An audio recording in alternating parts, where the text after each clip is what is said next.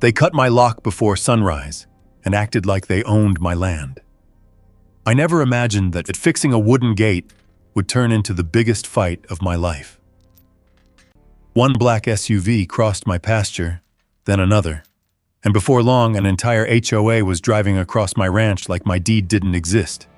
They brought maps, lawyers, and confidence. I had an old farm lane, a handful of records, and the quiet certainty that something wasn't right.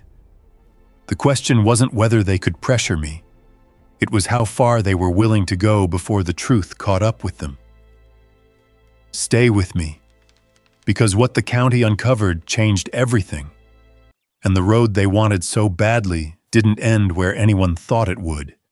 And if stories about ordinary people standing their ground with patience, evidence, and the law mean something to you, take a second to subscribe. There are plenty more roads like this ahead. The first thing I heard was the engine. Not the slow diesel knock of a ranch truck or the steady grind of a feed wagon. This was sharper, faster, coming hard across the eastern pasture where no vehicle had any business being. I looked up from the wooden gate I was repairing and saw a black SUV cutting through my cattle like it owned the ground beneath them. Dust rolled behind it in a thick brown wake. 3 heifers broke toward the irrigation ditch, and a young calf stumbled trying to follow. I dropped the wrench and stepped into the lane. The SUV never slowed. It passed close enough for gravel to strike my boots, then continued toward the south gate that opened onto the county highway. By the time I reached my pickup, it was already disappearing behind a stand of cottonwoods. I stood there listening to my cattle bawl and felt something cold settle under my ribs. Turner Creek Ranch had been in my family for 3 generations. The lane crossing that pasture was not a road. My father had graded it so we could reach the hayfield, the irrigation valves, and the far fence line without tearing up the grass. It began at my gate, crossed my land, and ended at another gate I owned. The next morning, the SUV came back. This time I was ready. I parked my pickup sideways across the lane and waited with both hands resting on the hood. The black vehicle stopped 20 feet away. The driver's window lowered, revealing a woman in oversized sunglasses and a cream-colored jacket that looked too clean for the dust she had just raised.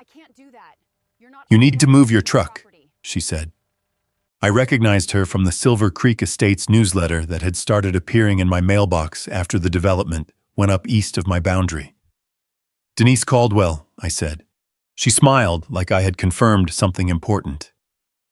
"President of the Silver Creek Homeowners Association. This is private property." "No," she said calmly. "This is our secondary community access." I glanced behind her. 2 more vehicles had stopped near my gate, a landscaping truck and a silver crossover with a Silver Creek parking sticker in the windshield. Denise pointed toward the fence. Someone had installed a new metal sign beside my gate. "Secondary Resident Access, Silver Creek Estates." The posts were driven into my soil. "You put that there?" I asked. "The county recognizes this route." "The county has never maintained this lane. That doesn't mean it isn't public." She delivered the line with the confidence of someone accustomed to people stepping aside before asking what her confidence was built on. I took out my phone and photographed the sign, the vehicles, her license plate, and the fresh tire marks running through the pasture. Her smile tightened. "You can take all the pictures you want, Mr. Turner. Blocking access could make you liable if there's an emergency. My cattle were the only emergency out here this morning." She leaned closer to the open window. "You're going to have to get used to traffic." Then she backed up, turned across the grass, and drove around my pickup, crushing a section of soft shoulder beside the lane. The other vehicles followed. I watched them cross the ranch, each one raising another wall of dust. That evening, I checked the cattle, reset the damaged fence, and wrapped a heavy chain through the eastern gate. I added a new padlock and hung a private farm road sign where nobody could miss it. Before going inside, I stood with one hand on the gate and looked toward the lights of Silver Creek glowing beyond my pasture. Why did an HOA president believe she could turn my farm into her private road? At sunrise, I got my answer, or at least the beginning of one.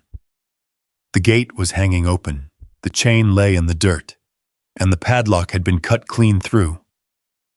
I crouched beside it without touching a thing.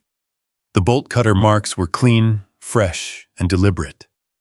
Whoever had opened my gate hadn't tried to hide it. They wanted the lane open before the morning traffic started. I took photographs from every angle: the broken lock, the cut chain, the tire tracks leading through the gate. Then I heard engines: one pickup, a landscaping trailer, 2 SUVs, a white delivery van. They rolled through my pasture one after another, like they were leaving a subdivision instead of crossing a working ranch. Drivers waved to each other. One woman even sipped coffee while passing my barn. Not one of them looked at me. I stepped into the lane and raised my hand. The first pickup stopped. The others stacked up behind it. A minute later, the black SUV I already recognized pulled to the front. Denise Caldwell climbed out, carrying a leather folder tucked beneath one arm. "I was hoping you'd see reason," she said. "I was hoping you'd stop cutting my locks." She ignored the comment and opened the folder. "I've brought documentation." She handed me the formal letter printed on Silver Creek Estates letterhead. It stated that the HOA considered the lane an established secondary access route serving residents and emergency vehicles. The letter demanded I remove all obstructions, interfering with community travel.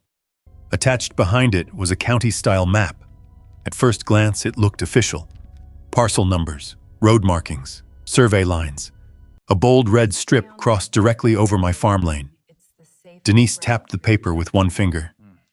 "As you can see, this corridor has existed for decades." I studied it without answering. Something bothered me immediately.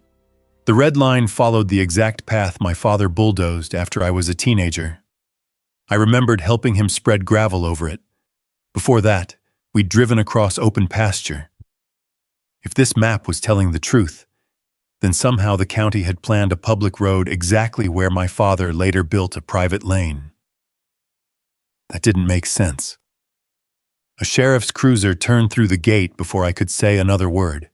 Deputy Aaron Mills stepped out, removed his hat, and looked first at me, then at the line of waiting vehicles. "I got a report about a road dispute." "I reported vandalism," I said, pointing toward the broken chain. Aaron examined the cut lock before Denise handed him her paperwork. "We've already explained everything," she said. "Residents simply need access." Aaron read quietly for several moments. "This map came from where?" "Our engineering consultant. It resembles county records. It is based on county records." Aaron looked toward me. "Do you have anything showing ownership of the lane?" "My deed's in the house." "I'd recommend getting it." Denise folded her arms. "In the meantime, Deputy, these residents have places to be." Aaron took a slow breath. "I'm not authorizing anyone's claim today. But I'm also not removing vehicles based solely on competing paperwork." It wasn't the answer I wanted, but it wasn't the answer Denise wanted either. He photographed the broken lock, documented my complaint, and warned everyone the matter could end up in civil court if ownership wasn't resolved. As the traffic finally moved again, I kept staring at Denise's map. The line bothered me more with every passing second. It wasn't just close. It was perfect. Exactly matching a lane that shouldn't have existed when the supposed county road was first surveyed. That afternoon, I dug through my father's old ranch files, receipts, fence permits, gravel invoices. Then I found a faded notebook in his handwriting. One entry caught my eye. "Finished new farm lane east pasture. Old county road abandoned years ago. Frank says nobody's driven that creek crossing since '84. I closed the notebook. There was only one man left who remembered that abandoned road: Frank Dawson. If anyone knew where the real county road had been, it was him. And I was driving to his place before sunset. Frank Dawson lived less than 3 miles north of my ranch, in the same farmhouse he'd bought after returning from Vietnam. He was 81 now, but his memory for landlines was better than most survey software. He studied the map Denise had handed me without saying a word. Then he laughed. "Well," he said, laying it on the kitchen table, "that's creative. You've seen it before?" "I've seen the real one." He walked to an old filing cabinet and pulled out a faded aerial photograph covered with pencil marks. "The county road never crossed your pasture." His finger traced a winding line well north of Turner Creek Ranch. It followed the creek. Every spring it'd wash out. County finally gave up maintaining it. I compared the photograph with Denise's map. The difference wasn't a few feet. It was hundreds of yards. "They moved the whole road." Frank nodded. "Someone sure did." The next morning I drove my fence line before sunrise. Fresh tire tracks covered the damp ground. Someone had removed my new private farm road sign. Again. By 7 o'clock, the traffic started. Pickup trucks, SUVs, delivery vans. One contractor hauling lumber. The lane looked less like part of a ranch and more like the entrance to a subdivision. Every vehicle left another scar across my pasture. Near the irrigation crossing, I found deep ruts where a truck had nearly collapsed the edge of a drainage ditch. 2 calves refused to cross back toward their mothers because engines kept roaring past them. I took photographs. Every damaged fence post, every tire mark, every missing sign. Then I installed 3 trail cameras overlooking the lane. If Denise wanted to claim history, I was going to document the present. The cameras began paying for themselves before lunch. The first alert showed a maintenance pickup stopping beside my eastern gate.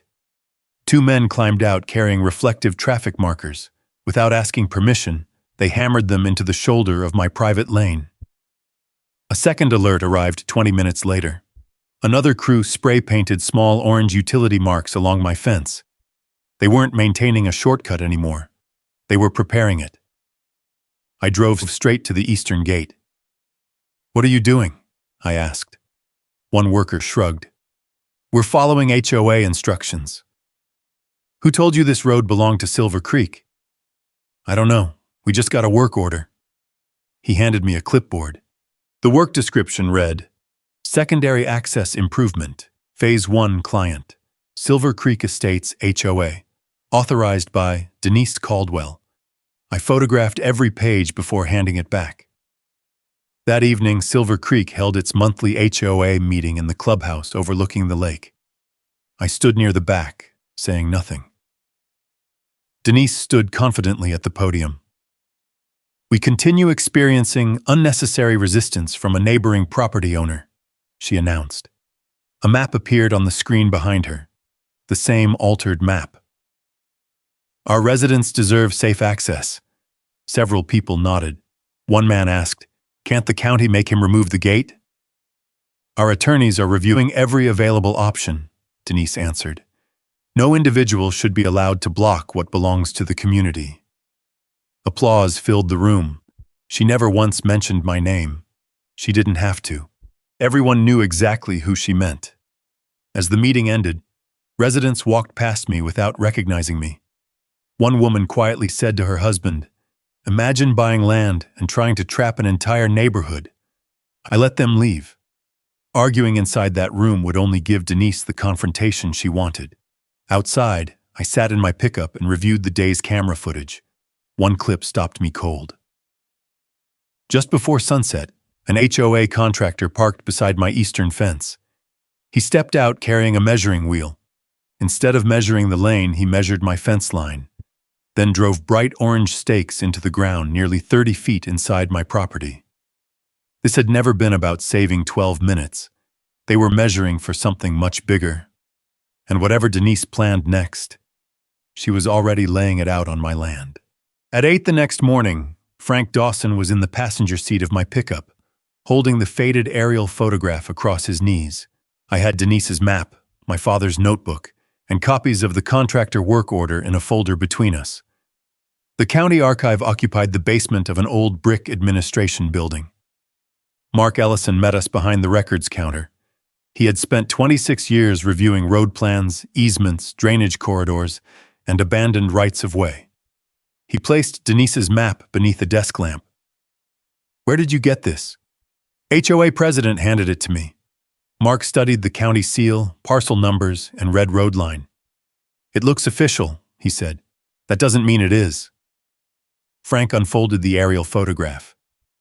The old road followed Dawson Creek. Mark glanced at him. You remember it?" "I hauled hay over it until the bridge washed out for the third time."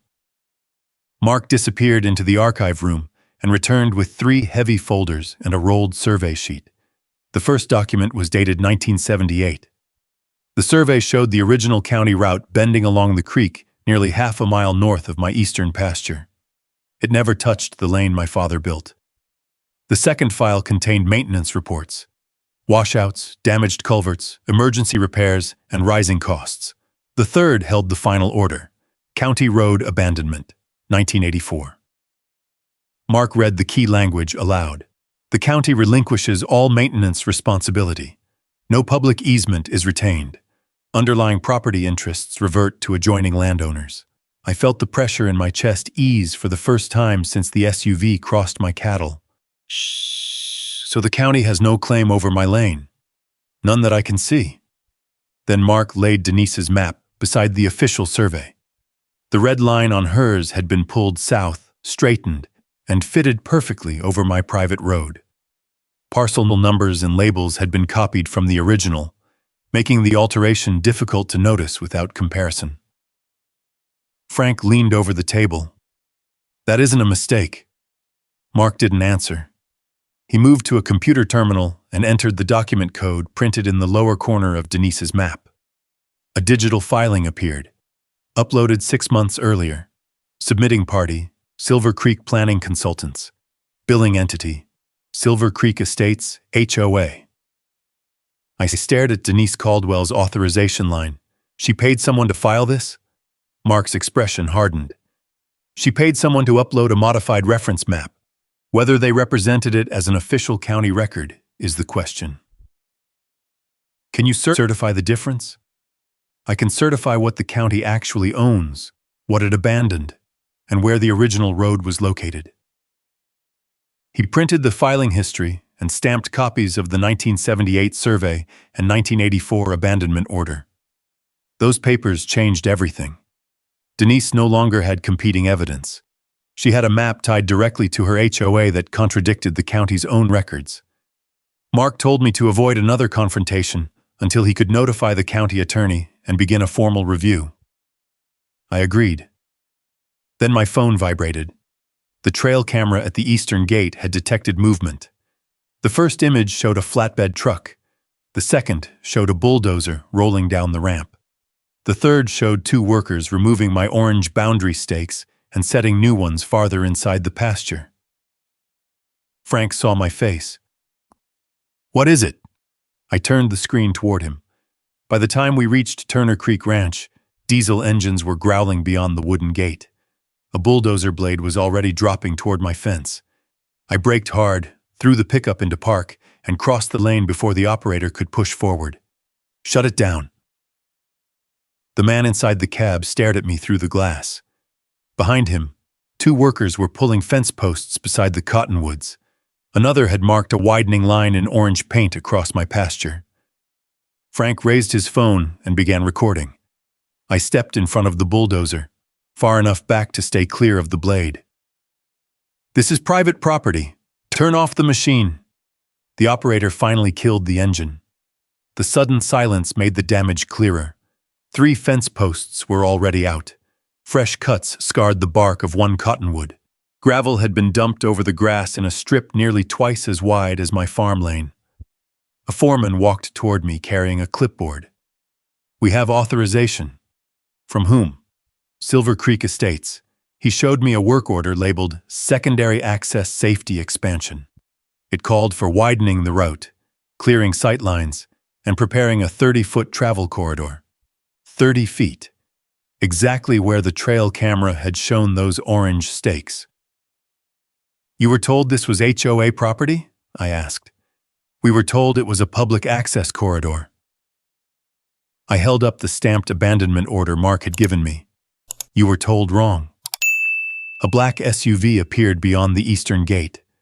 Denise Caldwell stepped out before it fully stopped. "What are you doing here?" she demanded. "I live here." She looked toward the disabled bulldozer, then at the workers. "Continue." Nobody moved. The foreman glanced between us. "Ma'am, he has county documents." "He has an opinion," Denise said. "We have approved plans." Mark pulled in behind us moments later in a county vehicle. He walked straight to the altered stakes and compared them with the official survey. "This work stops now," he said. Denise's expression tightened. "You don't have authority to interfere with an established roadway." "I have authority to investigate work being performed under a false county reference." For the first time, uncertainty crossed her face. I opened my truck, removed the written notice Laura Bennett's office had prepared that morning, and handed it to Denise. It identified Turner Creek Ranch as private property and prohibited Silver Creek Estates, its residents, agents, and contractors, from entering without written permission. It also demanded preservation of every map, email, invoice, and board record connected to the lane. Denise read the first page. Then she tore it in half. She tore it again and let the pieces fall into the mud between us. "You may own the cattle, Caleb," she said, "but you do not own the road beneath them." Frank's phone captured every word. I felt anger rise fast, but I kept my voice level. "You just destroyed a legal notice in front of a county engineer and 3 cameras." She looked toward Frank's phone, then the trail camera mounted above the gate. Her confidence returned, but it looked forced now. "Your little recording project won't change public access." "No," I said. "The records will." I turned to Mark. "Open the formal county investigation." He nodded. Then I called Laura Bennett. I had known Laura for years by reputation. She handled ranch boundaries, water disputes, and easements people pretended existed until someone forced them to produce the actual paper. I sent her the altered map, the abandonment order, the work order, the cut lock report, and Frank's video. She called back before the contractors finished loading the bulldozer. "This is bigger than trespass," she said. "How much bigger?" I searched Silver Creek's recent filings. They're seeking approval for another development phase. I looked across the pasture at Denise's SUV. "What does that have to do with my lane?" "The expansion requires a second legal entrance," Laura paused. "And according to their application, that entrance is already secured." I watched Denise leave through the gate while scraps of my warning notice sank into the mud. Her shortcut was not saving residents 12 minutes. It was holding up a deal worth millions. Laura Bennett drove out to Turner Creek Ranch the next morning carrying 2 binders instead of 1. "The county engineer was right," she said as she spread documents across my kitchen table. "Silver Creek filed preliminary paperwork for another 82 homes." She slid 1 page toward me. "Every site plan shows 2 legal entrances." I didn't need to ask what the second entrance was. My farm lane. "They're building a project around something they don't own." Laura nodded. "If they lose this access, the expansion could stall. Investors don't like developments with a single evacuation route." Before we could discuss strategy, my phone rang. "Deputy Aaron Mills, you'd better get to your east gate." "What's happening?" "Looks like your HOA president invited half the subdivision." By the time I reached the gate, the line of vehicles stretched nearly a quarter mile. SUVs, pickup trucks, golf carts. Residents stood outside holding homemade signs. "Keep our road open. Public access for public safety." A local television reporter adjusted a camera beside the ditch while Denise Caldwell greeted people like she was hosting a parade. She spotted my truck immediately. "There he is," she announced loudly enough for the crowd to hear. "The man blocking emergency access." I parked directly behind the locked wooden gate. Instead of my pickup this time, I eased my old tractor across the entrance. lowered the front loader, and shut off the engine. Nobody was getting through without damaging either the tractor or the gate. Denise walked forward. "You've escalated this." "No," I said. "You brought an audience." She pointed toward the television camera. "The public deserves to know. The public deserves the truth," one resident shouted from the crowd. "You're trapping families." Another added, "It's only a road." "It's my property," I answered. The shouting grew louder. Several people moved toward the gate. One man grabbed the chain. Another reached over the fence as if measuring whether he could climb it. Then someone pulled hard enough to rattle the hinges. Deputy Aaron's siren echoed across the pasture. 2 additional sheriff's units followed him through the highway entrance. Aaron stepped between the crowd and the gate. "Everybody back." No one moved. I said back.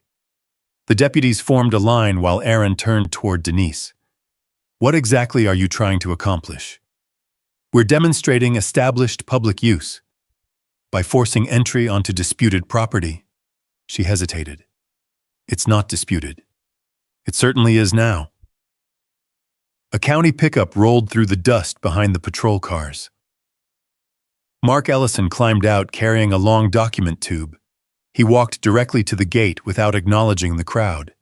"I've completed the preliminary comparison." Denise folded her arms. "And?" "The map being used by Silver Creek Estates does not match certified county survey records." Murmurs spread through the residence. One woman lowered her protest sign. Mark continued, "Until the county finishes its formal investigation, this lane is closed to all non-farm traffic." Denise stepped forward. "You don't have authority to close a public road." "I do have authority to restrict access to a corridor whose legal status is under official review." He handed Aaron a written order. Aaron read it, then turned toward the residents. "You heard him." A long silence settled over the pasture. Then engines began starting. One by one, the vehicles turned around. Dust drifted across the fields as the convoy slowly disappeared back toward Silver Creek Estates.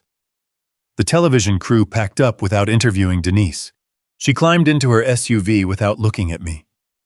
For the first time since this began, she wasn't smiling.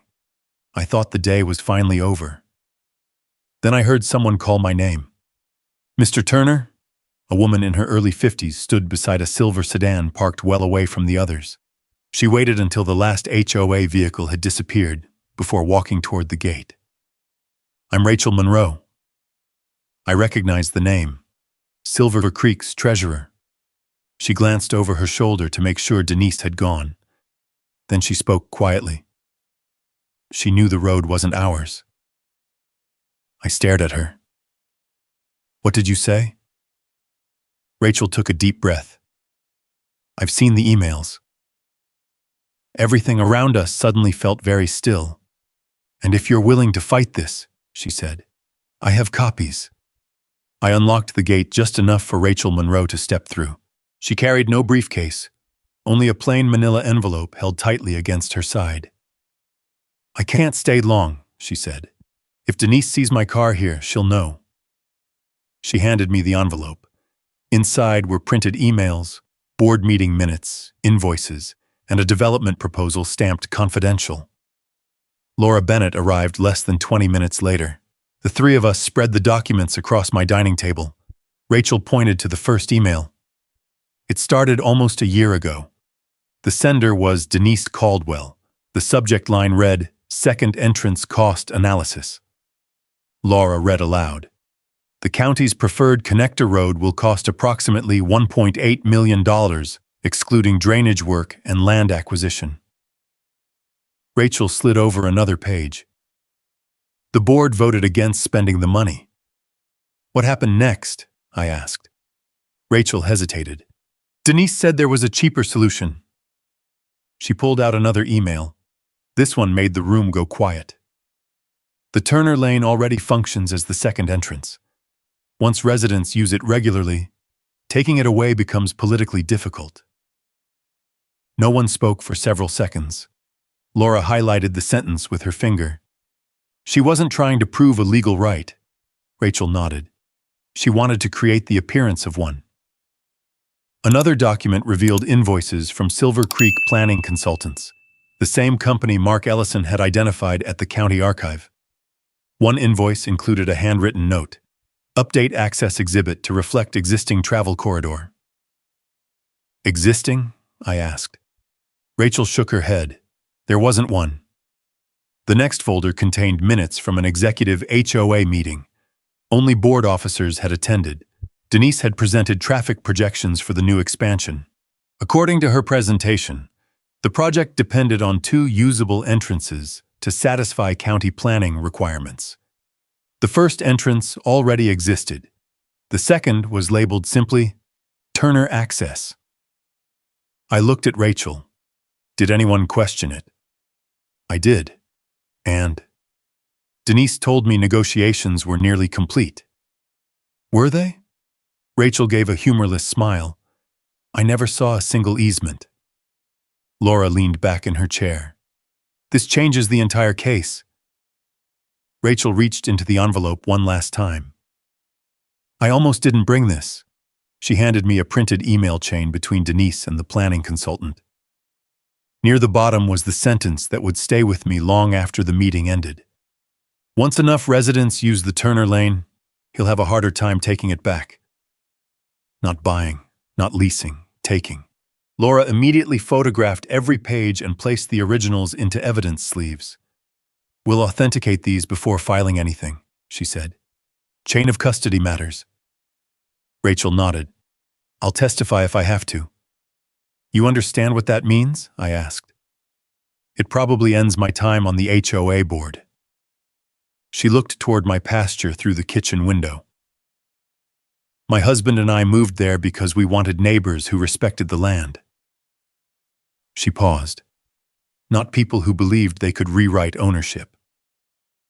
As evening settled over Turner Creek Ranch, Laura began drafting preservation notices demanding that Silver Creek retain every email, invoice, text message, survey, and planning record connected to the disputed lane. For the first time since Denise's SUV crossed my cattle, I felt the balance beginning to shift. We no longer had suspicions. We had motive. We had documents. We had witnesses. The following morning, that confidence lasted exactly 30 minutes. A courier truck stopped at my gate. The driver asked me to sign for a certified envelope. The return address read, Counsel for Silver Creek Estates Homeowners Association. Inside was a lawsuit. Silver Creek Estates wasn't just suing me. They were suing Gallatin County as well. The complaint ran 43 pages. It accused me of obstructing a public road, reducing property values, interfering with emergency access, and creating a safety hazard for more than 200 residents. It asked the court to order my gate removed and prevent the county from enforcing its temporary closure. Denise wanted a judge to reopen the lane before the county could finish proving it was never hers. Laura read the filing at my kitchen table, making notes in the margins. They're trying to turn urgency into ownership, she said. Will it work?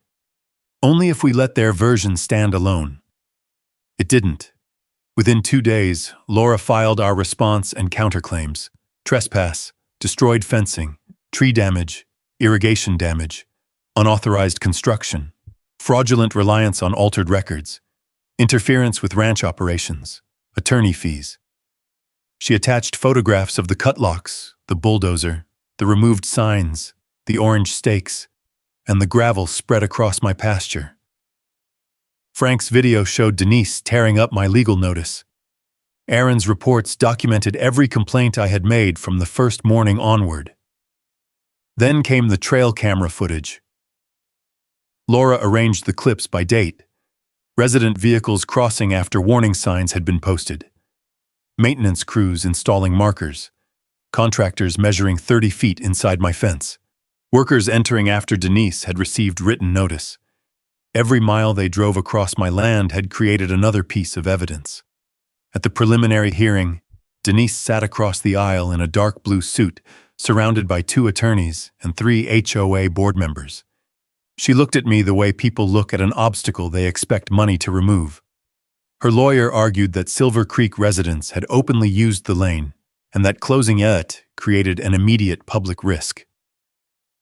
Laura stood. Open use does not become lawful use simply because the trespasser brings more vehicles. She handed the judge a copy of the 1984 abandonment order. The county retained no easement. Mr. Turner repeatedly objected. Locks were cut. Signs were removed. Contractors entered after formal notice. Denise's attorney tried to dismiss the altered map as a harmless planning exhibit. Laura placed the consultant invoice beside it. Then why was it presented to residents, law enforcement, contractors, and this court as evidence of county access? Denise stopped writing. That was the first time I saw fear reach her face. The judge refused to reopen the lane and ordered both sides to preserve all records while the county completed its administrative review. Outside the courtroom, Denise caught up with me near the steps. "You think cameras make you clever?" she said. "No." I kept walking. "They make you recorded." Her expression hardened. "You have no idea what this is costing our community." I stopped. "You knew what the legal entrance cost. You chose my farm instead." For once, she had no answer. 3 days later, the county hearing room filled with residents, reporters, engineers, and attorneys. Mark Ellison carried a document tube to the front table. He removed the original 1978 survey and pinned it to a display board. Beside it, he placed Denise's altered version. The room was quiet enough to hear the paper settle. Mark picked up a red marker and traced the genuine county road along Dawson Creek. Then he drew a second line over the route Silver Creek had claimed. The two roads did not overlap. They were nearly half a mile apart, and in one bright red stroke, the entire scheme became visible. No one in the hearing room said a word. Mark Ellison stepped away from the display and let the maps speak for themselves. The certified 1978 survey showed the abandoned county road winding along Dawson Creek. Denise Caldwell's version had pulled that route south until it rested squarely on my private farm lane. County Commissioner Helen Brooks leaned forward. "Mr. Ellison, are these both official county records?" "The survey on the left is," Mark answered. "The document on the right is not. It was derived from county data but altered before being submitted by a private consultant. And the lane crossing Turner Creek Ranch? It has never been accepted as a county road." Denise's attorney stood immediately. "My client relied on professional consultants." Laura Bennett didn't wait long. "Then let's discuss what your client relied on." She called Frank Dawson first. Frank walked to the witness table carrying nothing but his old cap. "I drove the original county road for years," he said. "It flooded every spring. That's why the county abandoned it." Laura handed him the aerial photograph. "Is this where that road ran?" Frank pointed without hesitation. "Right there, north of Caleb's pasture." "Not where Denise claimed. Not even close." Next came Deputy Aaron Mills. He read from his incident reports. The first complaint involved unauthorized vehicles crossing private agricultural property. Subsequent reports documented a cut chain, damaged fencing, removed warning signs, unauthorized contractors, and repeated entry after written notice. Laura asked one final question. Did Mr. Turner ever consent to public use of his lane? No. Did he consistently object? Every time. Denise looked down at the table. Then Rachel Monroe took the witness chair.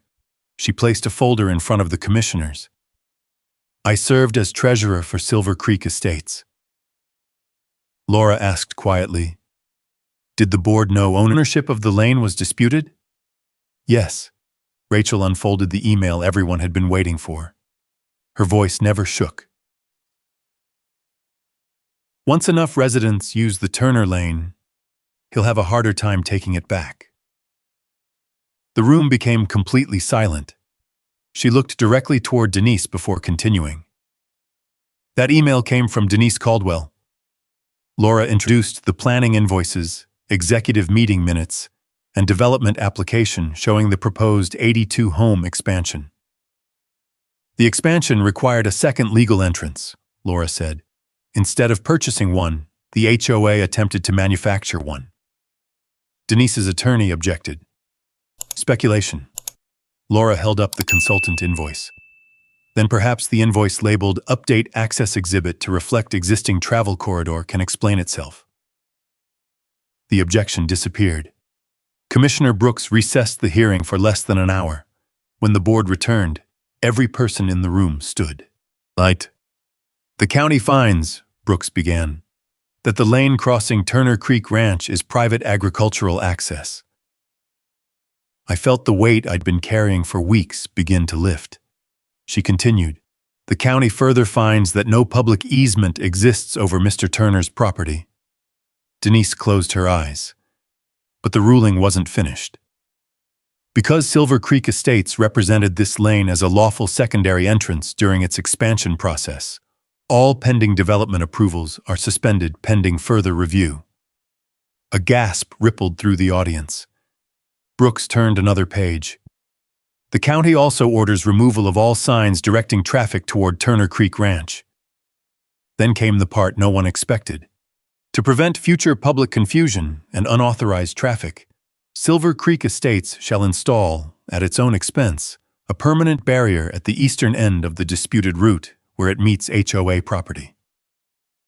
Not my gate, theirs. The shortcut Denise had spent months trying to force open would now end behind a county-approved steel barrier on the HOA side. She slowly rose from her chair.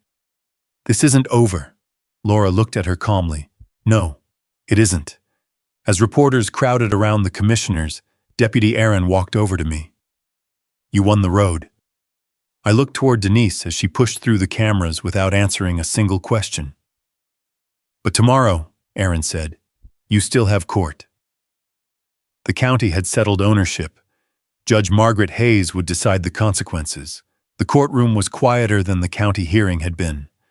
There were no protest signs, no television crews, only lawyers, witnesses, and a stack of exhibits that had grown thicker every week since Denise Caldwell first drove across my pasture. Judge Margaret Hayes entered, reviewed the case file for several moments, and looked directly at both tables. This court is not here to decide whether a shortcut is convenient, she said. It is here to determine whether private property rights were violated. Laura Bennett called me first.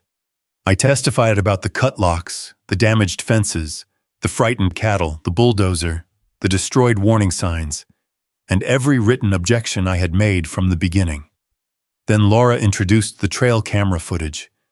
Every clip carried a date and time. Every vehicle, every contractor, every unauthorized entry after notice had been given. When Denise's attorney suggested I had allowed the traffic to continue, Laura immediately displayed photographs of locked gates, warning signs, certified letters, and Aaron Mills's incident reports. The record shows the exact opposite, she said. Judge Hayes nodded as she made another note. Mark Ellison testified next. He explained the 1978 survey, the 1984 abandonment order, and the altered planning exhibit submitted on behalf of Silver Creek Estates. There has never been a public road across Turner Creek Ranch, he concluded. Deputy Aaron Mills confirmed every complaint had been documented from the beginning. Frank Dawson identified the original county route once more. Finally, Rachel Monroe took the witness stand. She produced the authenticated emails that had already been verified through the HOA's own computer records. Laura projected one sentence onto the courtroom screen. Once enough residents use the Turner lane, he'll have a harder time taking it back. Judge Hayes looked toward Denise. Was that email sent from your account? After several seconds, Denise answered quietly. Yes. Did you possess a recorded easement across Mr. Turner's property? No. Did you authorize contractors to enter his property? Yes. The courtroom remained silent. There was nothing left to argue. After a brief recess, Judge Hayes returned with her ruling. The evidence establishes that Turner Creek Ranch remained private property at all relevant times. She continued reading. Repeated trespass does not become lawful merely because it is repeated. Nor does public convenience create an easement where none exists. Every word seemed to settle another piece of the case. The court finds in favor of Caleb Turner. Laura smiled for the first time all morning. Judge Hayes ordered Silver Creek Estates to compensate me for damaged fencing, destroyed cottonwood trees, irrigation repairs, soil restoration, lost ranch operations, and attorney fees. Then she addressed Denise personally. The evidence further establishes that Ms. Caldwell knowingly authorized unauthorized construction activities and relied upon altered planning documents while asserting rights that did not exist. Because of those actions, Denise was held personally responsible for a substantial portion of the damages related to the unauthorized work performed under her direction. She lowered her head. The judgment wasn't angry. It was simply final. Within weeks, Silver Creek residents voted to remove Denise as HOA president. The investment group financing the 82-home expansion withdrew after county approvals were suspended. Construction plans were abandoned. The steel barrier ordered by the county was installed exactly where the HOA's internal road met my property line. A large reflective sign faced every driver leaving the subdivision. No public outlet. Private agricultural property ahead. Months later, the new HOA board asked to meet. There were no threats, no altered maps, no cameras. Their new president apologized for everything that had happened and asked whether emergency vehicles could use my lane only during major wildfires if the county ever needed it. Laura drafted a narrow emergency access license. It belonged to the sheriff's department, not the HOA. No resident could use it for commuting. No future board could expand it. Everyone signed. That was the difference. The first board demanded. The second one asked. One autumn morning, I finished repairing the same wooden gate where this whole story had begun. The cattle crossed the lane without speeding SUVs scattering them. The fence stood straight again. I swung the gate closed, wrapped the chain through the posts, and snapped the new lock into place. Across the pasture, beyond the cottonwoods, I could just make out the county's steel barrier blocking the shortcut forever. The road still existed. It simply ended where the law said it always should have. On my land, under my deed, with my gate closed behind me. If the experience taught me anything, it's that the truth doesn't always speak the loudest at first, but it lasts the longest. I didn't rotate my branch by arguing harder or raising my voice. I rotated it by keeping record, respecting the law, and refusing to give up when the facts were on my side. Sometimes the strongest thing you can do is stay patient long enough for the truth to catch up. That's a lesson this land reminded me of every single day. To me, that's what real strength looks like. It's not about proving someone else wrong. It's about standing on solid ground, treating people with respect, and trusting that honesty and persistence still matter. In the end, the fences, the gates, and the quiet morning weren't just things I owned, they were things worth protecting the right way. Now, I'd love to hear from you. If you believe you stand your ground the way Caleb did, type yes in the comments. Or if you ever deal with an HOA or a property dispute from a word trusted, and share a little of your story. I read as many comments as I can, and your experience often inspires future story. And if you enjoy story about ordinary people standing up with patience, evidence, and quiet determination, I'd be honored if you subscribe and join us for the next journey. Until then, take care of yourself, take care of each other, and never underestimate the value of knowing exactly where you stand.